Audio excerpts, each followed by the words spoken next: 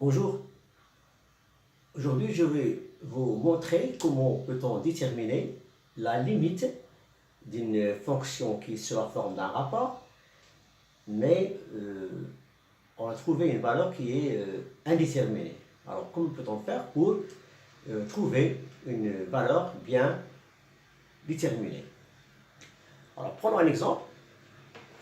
On vous demande de trouver la limite d'une fonction f de x sur g de x quand x tend vers x0. Alors tout le monde sait qu'il est égal à f de x 0 sur g de x 0. Prenons un titre d'exemple. On vous demande de chercher la limite de x carré moins 1 sur x plus 1, bon, quand x tend vers moins 1.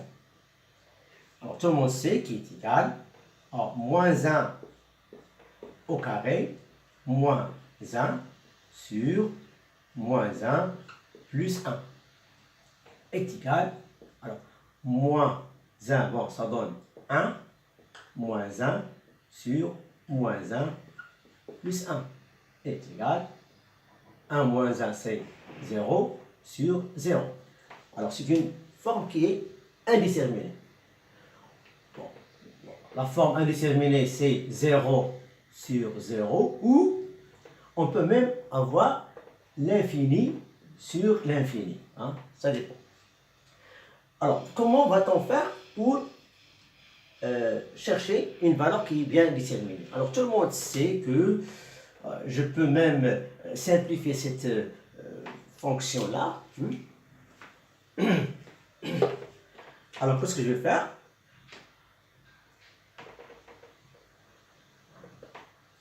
Bon, égale limite de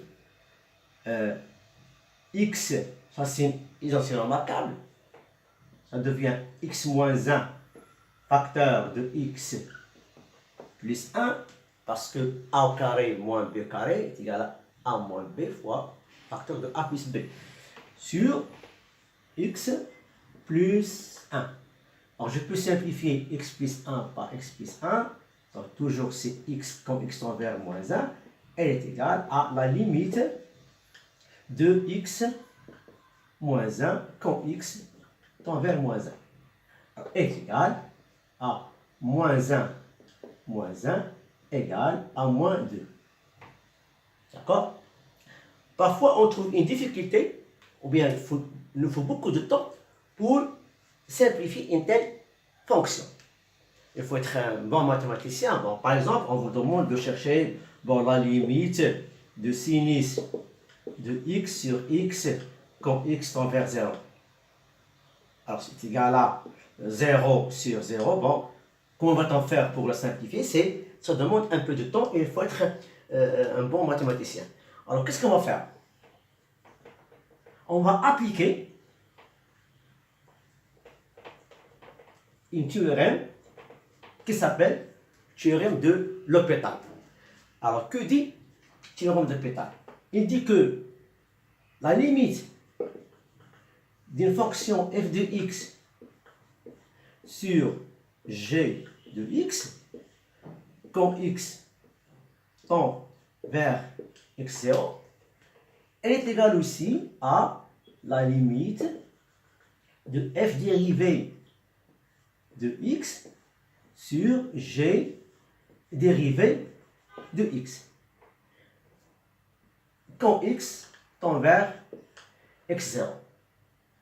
Alors revenons à l'exemple de tout à l'heure. On vous demande de trouver la limite de la fonction x au carré moins 1 sur x plus 1 quand x tend vers moins 1. Alors, elle est égale, on va faire la dérivée de fonction x carré moins 1, ça donne la limite de x au carré moins 1 dérivée sur x plus 1 dérivée quand x tend vers moins 1. est égal à la limite.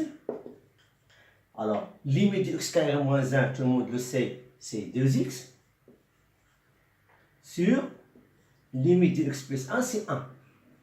Toujours quand x tend vers moins 1. Elle est égale. Bon, je remplace x par moins 1, ça donne 2 facteur de moins 1 sur 1 égale 2 fois moins 1, ça fait moins 2 sur 1, ça fait moins 2. Et on trouvait la même valeur de tout à l'heure. Bon, prenons un autre exemple.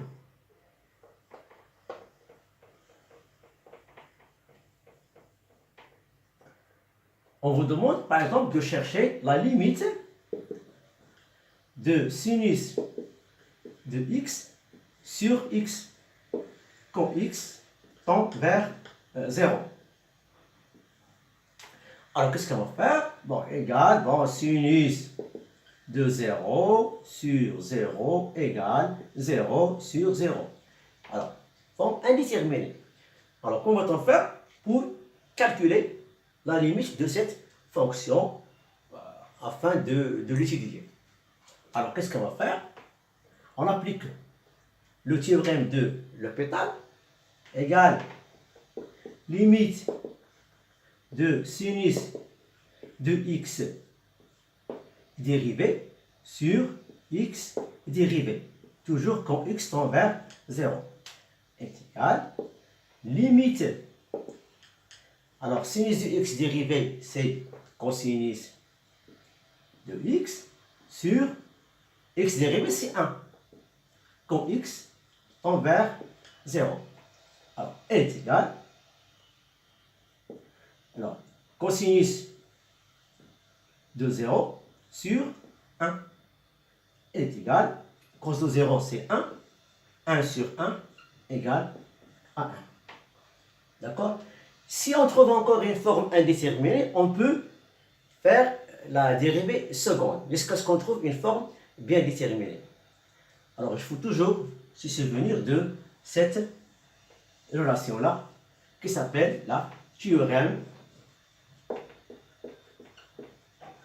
de L'Hopital. Alors, j'espère que vous avez bien compris. À la prochaine vidéo. Au revoir.